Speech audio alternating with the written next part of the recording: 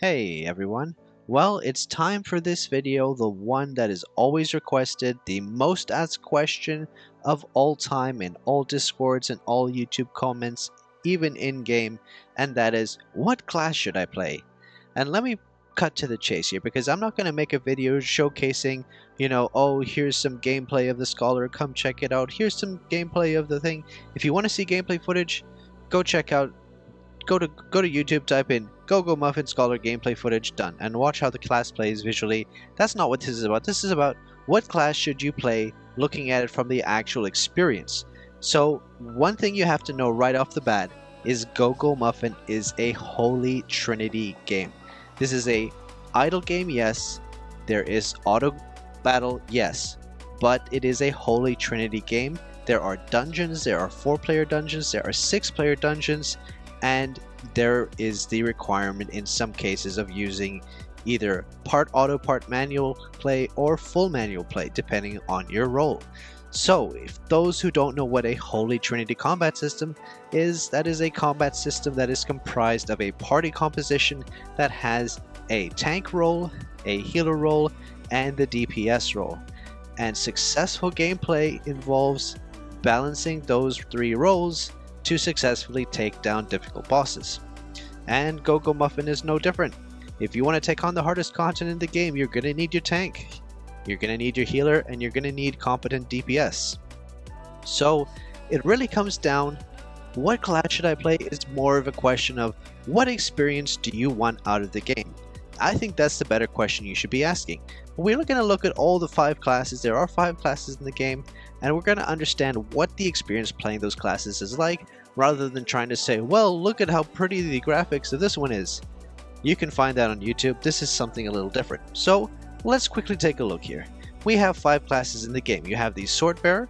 The Swordbearer is the tank. Now, the Swordbearer can also be a DPS. Keep in mind, when you are playing a tank or a healer, you will have 2 specs. DPS have just DPS. They can have multiple variations within their spec, but their role remains the same. They are DPS. They do have additional combat responsibilities, but at the end of the day, they are DPS. As a Swordbearer, a lot of the time when you group up, people are going to expect you to play as a tank, even if you want to play as DPS. If you say, hey, I want to play as DPS, people might get upset with you, like, oh man, we thought you wanted to be a tank. Don't worry, you can play as DPS too, it's fine. But basically, this is your tank. This is the quintessential tank in the game. And if you want to play Swordbearer, you're going to have to keep in mind people will expect you to tank a lot of things, even if your intention is to play DPS. So if you're doing group content, you have to be prepared for that. But if you do like the idea of being able to tank and then being able to swap spec and do a lot of DPS, because Swordbearer does do pretty nasty DPS as well, then this could be the class for you. Now, some important things to understand about tank: this is the least auto class. Swordbearer is the least auto class in the game, specifically while you're tanking, because boss mechanics, the rotation of the abilities they use, the positioning involved in some fights, you're gonna have to approach things manually, and the tank is the one that has the most manual play of all the classes.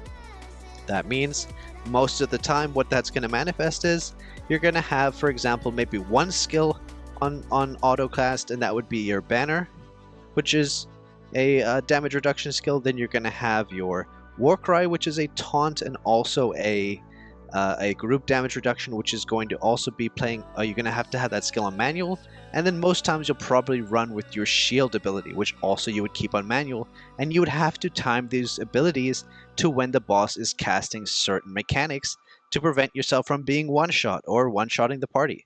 So it requires not only playing more manually, but also understanding the mechanics of the fight, because a lot of the times you taking an action will be the action that prevents the party from dying. So you're going to have that responsibility playing as Swordbearer, especially playing in a tank role. So keep that in mind. Of all the 5 classes, I would say the one with the most responsibility in a group setting is going to be the Swordbearer, the tank. So if you don't want to deal with that responsibility, I would advise you not to play Swordbearer. If you're a gamer who you're looking for a bit more challenge and a little bit more hands-on in your dungeons, then play Swordbearer, play tank, because trust me, we need more tanks in the game. I'm not saying there's a huge shortage of them, but definitely it is a less played class, but a very, very desired one. If you play a sword bearer, you will literally have no problems getting into any dungeon, any time of the day, any day of the week. So that is the sword bearer. It is a tank with also has a DPS spec, and you will be greatly loved if you tank for people. You will have lots of friends on your friends list, and in fact you'll have too many friends to even know what to do with yourself. So next up, moving on from the sword bearer, I'm not going in order here. I'm going to go in my version of the order. So I'm going to jump now down to the Acolyte. We just looked at the tank, now we have the healer. Again, similar to the tank, the Acolyte as well has a DPS spec, so you can play as a healer or you can play as a DPS. And I have good news for you, because healer DPS in this game is absolutely cracked. And a lot of the times people starting out in the game will be quite upset. They're like, hey, I joined a party and the healer did more DPS than me. What gives? What am I doing wrong? Does my build suck? Am I doing this right? What did I mess up? And trust me, you didn't mess anything up. Acolytes have crazy DPS, especially as they start to get into the class chains, Oracle, Thaumaturge, etc. So very, very versatile class. Great at healing, obviously the only healer in the game, but amazing DPS too. So depending on your mood, you can play either DPS or heals. Now, keep in mind, similar to the tank, 99% of the time, say 90% of the time when you join a party, there is a high chance that the people who invite you to the party are expecting you to heal for them. Now, if you're extremely juiced and are a big whale, then maybe they'll invite you as a DPS. But more often than not, if you're playing Acolyte, unless you specifically tell people, I'm going to be joining as a DPS, they will expect you to heal for them. Now, just like the tank, the healer is also a mostly manual play class. There are going to be some situations where you can run full auto, but it's more often the case that you will be needing to at least keep a few skills on manual cast in order to counter certain boss mechanics, especially when the boss does like big party-wide AoEs. If you don't time a big healing for that big party-wide AoE, no matter how geared your party is, that'll most likely kill the entire party off. So again, this is a role in battle. If you're playing as a healer, you're going to need to understand the boss mechanics, you're going to need to understand your class, and you're going to need to play a lot of the time on manual. So if that's, again, not for you, then I would say consider maybe playing a DPS. Now, one thing that's great about Acolyte that I do want to point out, the stats required for healing are also the stats required for DPS, so it's very easy to gear up an Acolyte to deal very high damage and very high healing, because you require the same stats essentially, with some minor differences. So when you swap your skills out, you can still deal a lot of damage and deal a lot of healings without major spec changes. The tank, however, suffers a little bit. When I go back to the sword bearer quickly, when you're gearing up a sword bearer, you do have to take quite a lot of defensive stats, which can reduce your DPS, unfortunately. So something to keep in mind, but sword bearer in its later class changes does become one of the top DPS in the game, so don't let that put you off. Now, moving on from the tank and the healer, we get to the DPS. Now, I'll say right away, if you're looking to just mostly auto and chill around and not have a lot of responsibility on your shoulders and just relax, then you should probably play a DPS.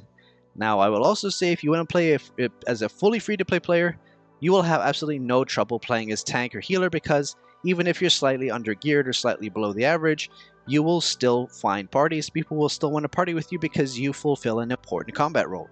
So that's why a lot of people who ask, oh, what class should I play? People say, oh, you're free to play a tank or a healer. They're not just baiting you in because they know they want more tanks and healers in the game. That is a fact. You know, because you fulfill an essential combat role, you will always have a place in parties, even if you're a free-to-play player as a tank or a healer.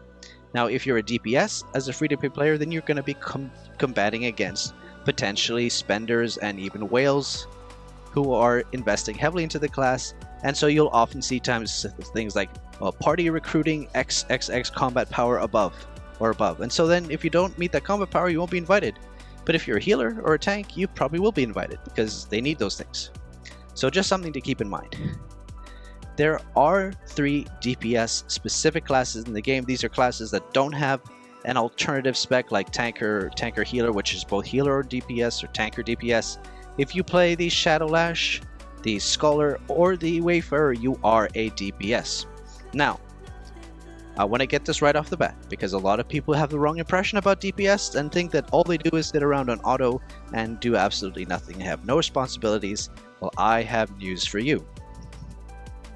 As a DPS, there will be some instances where you have to counter boss mechanics that require you to, yes, play manually. For example, there are some boss abilities that will need to be interrupted by dealing burst damage within a certain time frame. If you are just running on auto and your burst is not available when that ability comes, there's a good chance it'll kill the party, or at least the tank. So there's also, believe it or not, interrupts and buff stripping. So there are two abilities that you have as a DPS. One of them removes buffs from the target, and the other interrupts a boss's cast. And a lot of the times you'll see memes in the game of people saying, oh, the tank should run interrupts, it's the tank's responsibility to interrupt. I'm sorry to say, it is the DPS's responsibility to interrupt. So if you're wondering to yourself, if I play DPS, am I going to have a totally, super easy, casual, laid-back experience? Majority of the time, yes. But don't let it get to your head.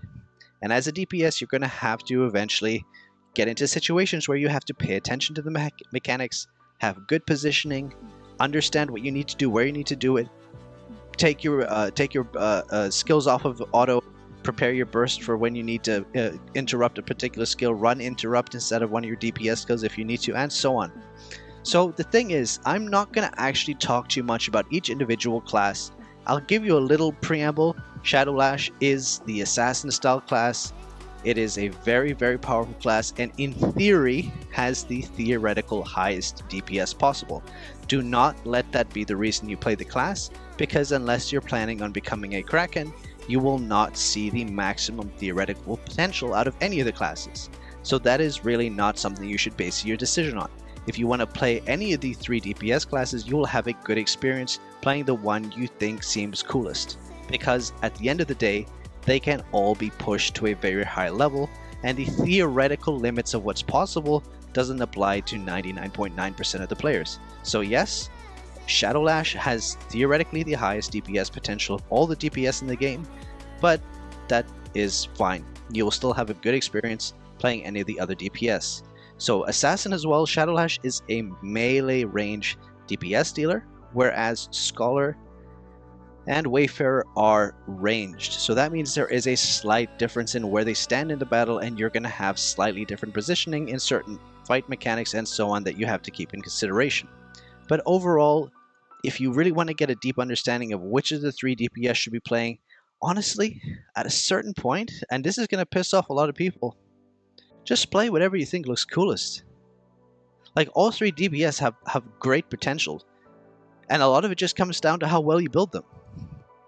If you want to play a ranger class, like when you get to the ranger, you start shooting insane amounts of birds from the sky, huge AoE potential. Shadow Lash, which is, very, I would say, it tends to be more single target, boss oriented. Scholar, I've never played. I know nothing about Scholar other than the fact that it's a DPS as well. I know that they have some skills that require reciting, but honestly, at the end of the day, I think it's more important to understand what experience you're looking for out of the game. Do you want to be a tank? Do you want to be a healer? Do you want to be a DPS? Because that's what you really need to understand. The rest just comes with whatever you think is the coolest. So I'm sure some people are like, oh, going to the specifics of, but if you want to really understand the class, find a class guide on it, watch gameplay about it. This is more like the bigger question, what should I play? And what should I play isn't really about what does the class look like, it's about what experience am I looking for out of this game. And hopefully through this video you've learned that. You've understood a little more the various roles in combat. You've understood that there are dungeons, there are requirements if you're a tank, if you're a healer. And if you're DPS, you're going to mostly have a more auto-centric experience, whereas in tank and healer, you're going to be more manual play.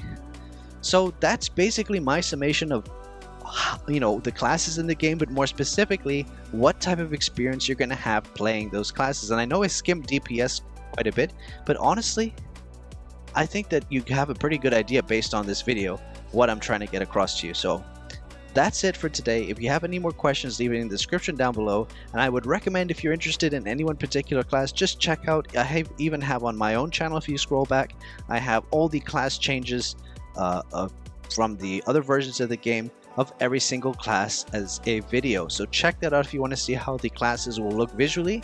But other than that, I hope you now understand exactly what the game has in store for you depending on the direction you go, and you have a better choice, a better, more informed decision when it comes to playing a class in the game.